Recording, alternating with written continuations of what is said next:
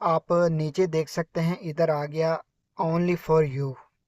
तो ये आपके नंबर पर जो ऑफ़र वगैरह आई हुई हैं, ये आप सी आल करके मुकम्मल ऑफ़र भी देख सकते हैं, कौन कौन सी ऑफ़र्स आपके नंबर पे अवेलेबल हैं, इसे आप एक्टिवेट कर सकते हैं।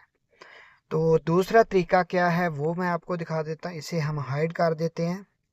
वो मैं आपको कोड के ज़रिए दिखाता हूँ कि क्या कोड आपने लगाना है, फिर आपके सामने ऑफर्स वगैरह आ जाएंगी।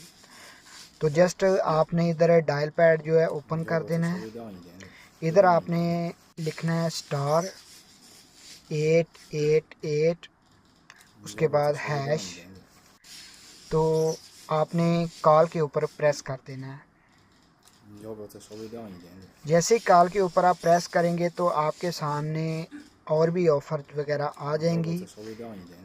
तो आप देख सकते हैं पहले नंबर